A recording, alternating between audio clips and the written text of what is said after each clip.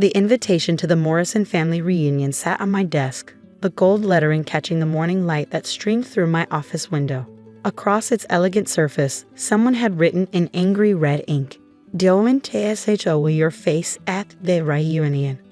The handwriting was my cousin Peter's, current CEO of Morrison Manufacturing, the company my grandfather had built from nothing. The same company I was about to save from bankruptcy, though they didn't know it yet. My phone buzzed with another message from Peter. "I mean it, Emily. Stay away. We don't need your kind of negativity at a family celebration." My kind of negativity. That's what they called my warnings 3 years ago, when I tried to tell them their manufacturing methods were becoming obsolete. When I suggested investing in automation and artificial intelligence to stay competitive. "You don't understand business," my Uncle James had sneered during that fateful board meeting. "You're just a junior analyst trying to play with the big boys." I wasn't just a junior analyst. I was a Stanford MBA graduate who had specialized in manufacturing automation, but they didn't care about my qualifications. All they saw was little Emily, the family disappointment who refused to learn the business from the ground up like everyone else. So I left, not just the company, but the country. I moved to Singapore and started consulting for manufacturing firms across Asia. Within 2 years, I had built Advanced Manufacturing Solutions, AMS, into one of the most respected names in industrial automation. My family didn't know this, of course. They thought I was still doing small-time consulting work, probably struggling to make ends meet. They had no idea that the mysterious AMS their competitors kept raving about was actually run by the cousin they'd dismissed. I picked up the reunion invitation again, remembering the last family gathering I'd attended. It was Christmas 2 years ago. I had just closed a $200 million deal with one of China's largest manufacturers. But at the Morrison dinner table, I was still the failure who had abandoned the family business. "At least Peter understands loyalty," my mother had said, pointedly ignoring my untouched wine glass. "He's tripled the company's revenue." What she didn't mention was that the revenue increase came from taking on massive debt to maintain outdated operations. I had tracked Morrison Manufacturing's decline through industry reports and insider contacts. They were 3 months away from complete collapse. My assistant knocked on my office door. "Ms. Morrison? The acquisition papers are ready." I nodded, taking a thick folder she handed me. Inside were documents showing that ANS had quietly purchased Morrison Manufacturing's debt from various banks over the past year. We now controlled every aspect of their finances, though they still didn't know who we were. Another text from Peter flashed on my phone. "Don't even think about causing trouble. The family is finally doing well without your interference." I opened my laptop and pulled up Morrison Manufacturing's latest financial report. Their stock had dropped 70% in the past month. 3 major clients had canceled contracts due to quality control issues. The automation systems I had proposed 3 years ago would have prevented those problems. My phone rang, my Uncle James's number. I let it go to voicemail. "Emily," his voice was strained, trying to maintain its usual arrogance. "The board is meeting next week to discuss some strategic changes.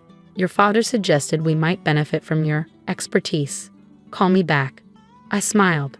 So they had finally realized they needed help, but they still didn't know how much trouble they were really in. The next text came from my cousin Sarah. "How dare you ignore Uncle James' call, after everything the family has done for you?" Everything they had done for me? Like blocking my promotion 3 years ago? Like mocking my suggestions in front of the entire board? Like banning me from the family reunion because I dared to suggest their precious company needed modernization? I opened my safe and pulled out another document, the original contract from when my grandfather founded the company. There, in clear legal language, was the clause that would save or destroy Morrison Manufacturing. Any sale, merger, or major restructuring of the company requires unanimous approval from all living direct descendants of James Morrison Sr. That included me. My grandfather had added that clause to protect the company from hostile takeovers. He never imagined it would one day give his unsuccessful granddaughter the power to decide the company's fate. I pressed my intercom. "Janet, please send in the lawyers." 3 men in expensive suits entered my office. They had been working on this case for months, preparing for this exact moment. "Gentlemen," I gestured to the chairs in front of my desk. "It's time to discuss the Morrison Manufacturing takeover." "Are you sure about this, Ms. Morrison?" the lead lawyer asked. Once we move forward, there's no going back. Your family? My family made their choice when they banned me from the reunion. I cut him off. Now it's my turn to make a choice. I glanced at my phone, another missed call from Uncle James, 2 texts from Peter, and an email from my father marked urgent. Family business matter. Too little too late. I picked up my pen, ready to sign the documents that would seal Morrison Manufacturing's fate. In 3 months, when they discovered their only hope of survival required my signature, they would learn exactly who they had dismissed. The question was, would I sign to save them, or would I send back an empty envelope? 3 months after receiving that defaced reunion invitation, I sat in my Singapore office, watching Morrison Manufacturing's world crumble in real time. Their stock had just been suspended from trading after falling 90%. Their biggest lender had called in their loans. 3 board members had resigned, and my phone wouldn't stop ringing. Ms. Morrison, my assistant's voice came through the intercom.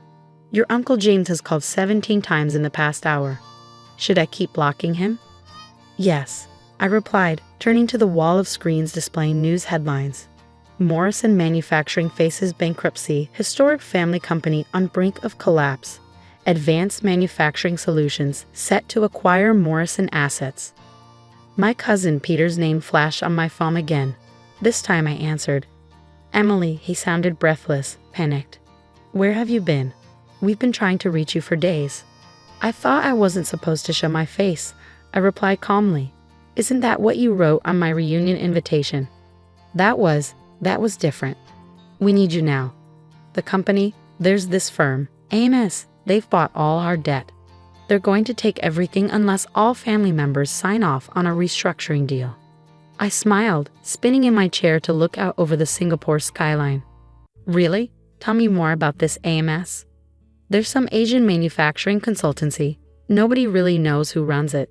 Emily, please, we need your signature or everything grandfather built is gone. Interesting, I mused. And what makes you think I would help after how you've treated me? We're family, he said desperately. Despite everything, we're blood. Blood? I laughed coldly. Was I blood when you blocked my promotion? When you mocked my suggestions about automation? When you banned me from family gatherings? Silence. The board meets in an hour, he finally said. Uncle James wants you to video call in. Oh, I'll be there in person, I replied. I'm already in the building. What? But you're in Singapore. Am I? I hung up and stood, smoothing my designer suit. Through my office window, I could see the Morrison Manufacturing headquarters across the street. I had rented this office specifically for this moment. Janet, I called to my assistant. Is everything ready? She nodded, handing me a leather portfolio. The takeover documents are prepared, and the surveillance feed from the Morrison boardroom is live. I pulled up the feed on my tablet. The boardroom was filling up. My Uncle James sat at the head of the table, his face ashen. Peter paced nervously while my father stared blankly at his phone, probably trying to call me again. At exactly 2 p.m., I walked into their boardroom. The silence was immediate and absolute. Emily? My father stood up. What are you doing here? Saving the company, I replied simply, or destroying it. I haven't decided yet. What are you talking about? Uncle James demanded, but his voice lacked its usual authority. I opened my portfolio and began laying out documents. 3 years ago, I told you our manufacturing processes needed modernization. You laughed at me, so I left and built the most advanced manufacturing consultancy in Asia. What does that have to do with? Peter began, but his voice trailed off as understanding dawned. No. Yes, I smiled. Advanced Manufacturing Solutions. AMS my company. The room erupted in chaos. Uncle James jumped up, knocking over his chair. My father's face went pale. Peter looked like he might faint. That's impossible, James sputtered. AMS is worth billions. 4 billion at last valuation, I confirmed. Amazing what can happen when you actually understand modern manufacturing. I laid out the final document, the takeover agreement. You have 2 options. Option 1. I sign this. AMS acquires Morrison Manufacturing, and we modernize operations. You all keep your jobs, though with significantly reduced authority. And option 2? My father asked quietly. I send back an empty envelope. The banks call in their loans. Morrison Manufacturing declares bankruptcy, and I buy the assets at auction anyway. You wouldn't? Peter whispered. This company is your heritage too. My heritage? I laughed. The same heritage you used to exclude me? To mock me? To ban me from family events? I pulled out the defaced reunion invitation and placed it on the table. Actions have consequences. You made it clear I wasn't family, so now I'm just a businesswoman making a business decision. Uncle James slumped in his chair. What do you want? Full control, I said. I'll keep the Morrison name, but A&S will manage everything. You all become employees, nothing more. And if we refuse? I pulled up the company's financials on the boardroom screen. You have enough cash for maybe 2 more weeks of operations. After that, bankruptcy, your choice. The room fell silent except for the quiet hum of the air conditioning. These men who had once seemed so powerful, so untouchable, now looked small and defeated. One more thing, I added, pulling out another envelope. Inside is an invitation to A&S's annual gala next month. I've seated you all at the back, near the kitchen. I believe that's where you put family members you don't respect. Peter flinched. My father looked away. The papers need to be signed today, I continued. I have other meetings to attend. One by one, they signed. With each signature, decades of arrogance and patriarchal control crumbled. Finally, only my signature remained. I held the pen, thinking about all the years of dismissal and disrespect. Emily, my father said softly. Please. I signed.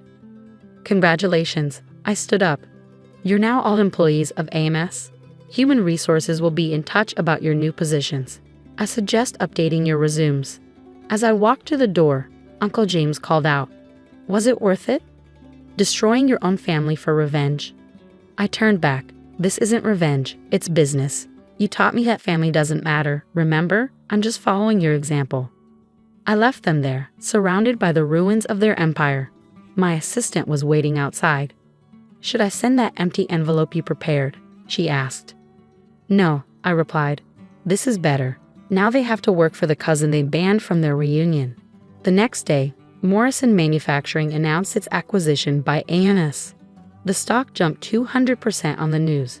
Analysts praised the deal as a perfect marriage of traditional manufacturing and modern technology. Only my family knew the truth, that their savior and their destroyer were one and the same.